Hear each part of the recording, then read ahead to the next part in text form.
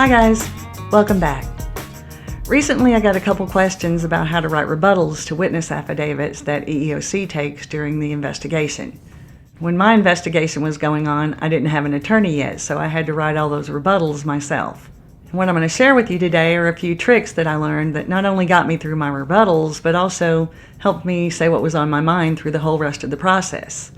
Most of the witnesses in my case also worked for my boss. And in their affidavits, they all lied, trying to make her look better by making me look bad. Today I'm going to give you just one example of the kind of lies they told so that I can walk you through how I pushed back.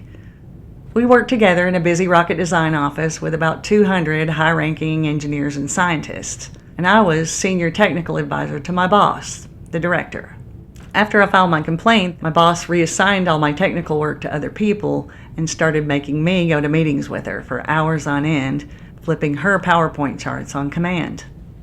She did it to try to convince EEOC that things like chart flipping and counting filing cabinets were essential functions of my position, and to do those things I had to be physically present in the office.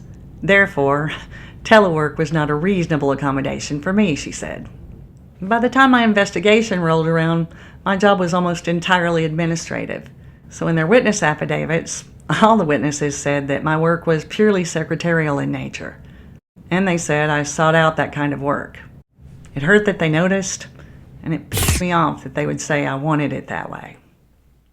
I was worried that when I started writing those rebuttals, all those emotions were going to bleed through. So I did something unusual.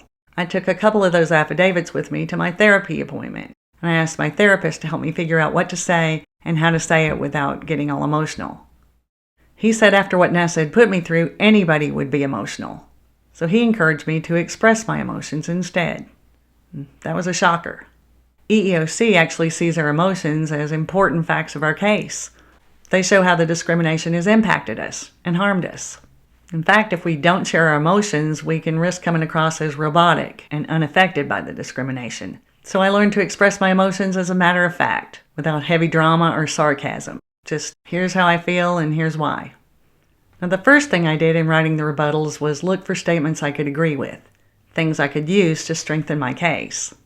Like when a witness said my work was mostly secretarial, yeah, you bet it was. That's why I said so in my complaint. Next, I looked for the parts of the affidavit that I didn't agree with. The assumptions, personal opinions, negative insinuations. And here's where expressing my feelings turned out to be key. By opening with my feelings, I could call out the lies without coming across as a total bitch. For instance, the parts where they said secretarial work was my choice. In my rebuttal, I started out by saying it was humiliating that they thought so.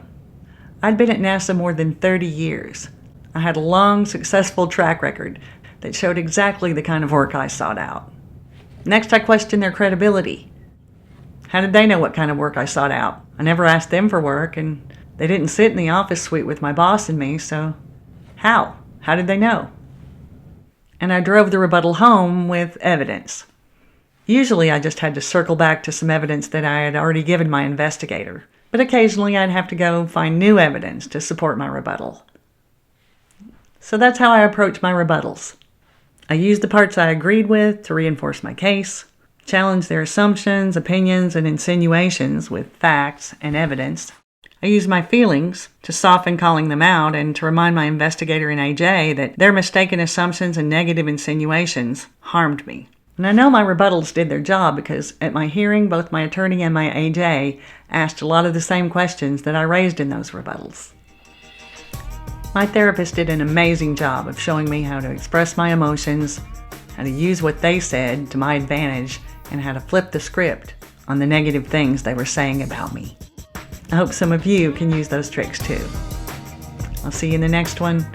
Till then, take care and hang in.